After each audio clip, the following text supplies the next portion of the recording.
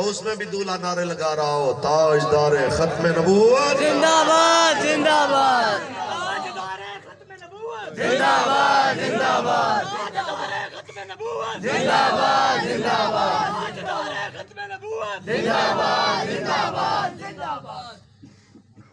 قبلہ مفتی صاحب تشریف فرمائے، مجھ سے ہر لحاظ سے بہتر ہے۔ میں ایک بات ویسے آپ سے کروں گا، قوم اگر علماء کی پشت پناہی نہیں کرے گی اور علماء کے بازو نہیں بنے گی، علماء کے ساتھ کھڑی نہیں ہوگی، تو پھر فائز عیسیٰ جیسے کمینے اقتدار کی کرسی پہ بیٹھ کے حضور کی ختم نبوت کا حق بھولتے رہیں گے۔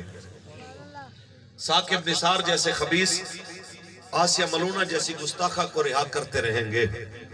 آصف سعید کھوسا جیسے کمینے غازی ناموس رسالت غازی ممتاز حسین قادری کو تختہ دار تک پہنچاتے رہیں گے۔ آپ اگر یہ چاہتے ہیں کہ اس کرسیوں پہ بیٹھنے والوں کو حضور کے دین کے تابع کریں، تو آپ کا فرض ہے کہ آپ علماء کے ساتھ کھڑے ہوں۔ آپ کا فرض ہے کہ آپ علماء کرام کے ساتھ کھڑے اور پوری جرات کے ساتھ کھڑے۔ ایک عالم دین کے عرص پہ میں آیا ہوں، تو میں اس لیے یہ ذمہ داری سمجھتا ہوں کہ قوم کو میں بتاؤں، آپ ایمانداری سے بتائیں تو سے کہ آج ہمیں رواداری کے درس دے رہا ہے وہ بندہ دین کے بارے میں بتا رہا ہے جس کو دین کی دال کے بارے میں بھی صحیح پتہ نہیں۔ وہ کہتے ہیں دیکھیں نا جی، مذہبی آزادی سب کو حاصل ہے، فلاں ہے، ایسا ہے۔ مذہبی آزادی اور ہوتی ہے کسی فتنے کا باہر نکل کے ترویج و اشاعت کرنا، یہ اور ہوتا ہے۔ قادیانیت کوئی مذہب نہیں ہے، یہ ایک فتنہ ہے، یہ منافقت ہے، یہ زندیقیت ہے، یہ کفر ہے۔ اور کفر کو اسلام کا نام دے کے، اس کا لباس پہنا کے کسی صورت بھی اس کی تشریح کرنے کی اجازت اور تبلیغ کرنے کی اجازت نہیں دی جا سکتی۔ اگر کسی کو زیادہ تکلیف ہے، کسی کو خارش ہے کسی ادارے کی بڑی کرسیوں پہ بیٹھنے والوں کو، تو میں انہیں بتانا چاہتا ہوں، آج اگر سپریم کورٹ کے سامنے کوئی بندہ اپنا خیمہ لگا کے کہے کہ میں چیف جسٹس ہوں، اب یہاں پہ جتنے بھی بڑے سپریم کورٹ کے کیسز ہوں گے میرے پاس لائیے، میں بہتر ان کے بارے میں تصحیح کروں گا، تو کیا سپریم کورٹ برداشت کرے گی؟ آہستہ آہستہ بولیں کریں گے؟ کیوں بھائی؟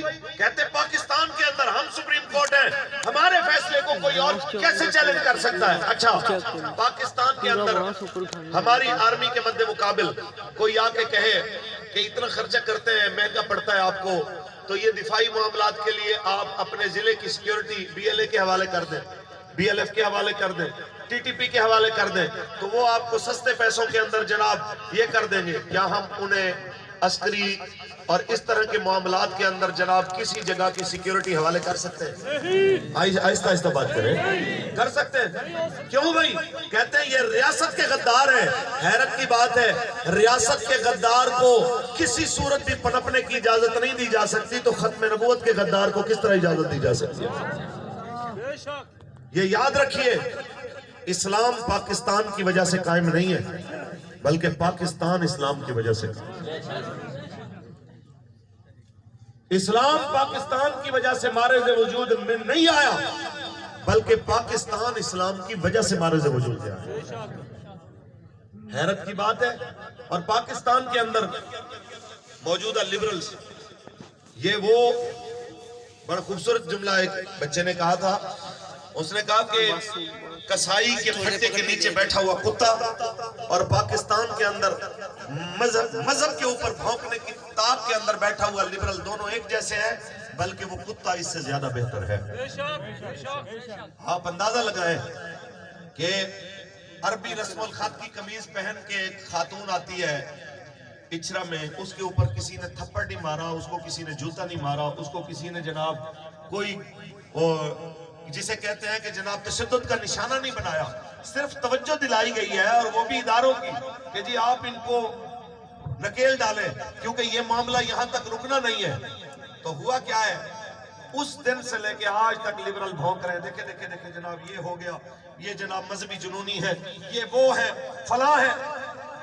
عورت کے نام پہ، عورت کی عزت کے نام پہ، عورت کارڈ کے نام پہ آج 8 دن ہو گئے ہیں 200 गज लंबी जुबानें कुत्ते की तरह भौंकते हुए मजहब का नाम लेने वालों के ऊपर ये कर दिया, इन्होंने वो कर दिया।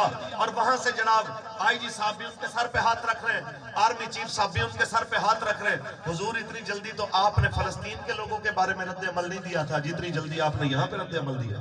ये क्या है?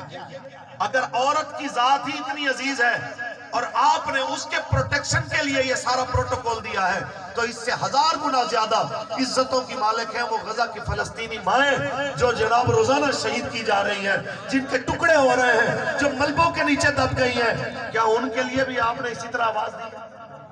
और पाकिस्तान के अंदर मौजूद सऊदीया के सिफारत खाने से उस हमारी एसपी साहिबा को जनाब शाही मेहमान के दर्जे के लिए उन्होंने भी दावत दे दी है। मैंने कहा, वो कमर जलालवी ने कहा था कि पढ़ता हूं तो कहती है ये खालिक की किताब है, मिस्ल यहूदी के सऊदी भी अजाब। अरे उस कौम के बारे में कमर क्या लिखे, काबे की कमाई से जो पीते हैं शराब।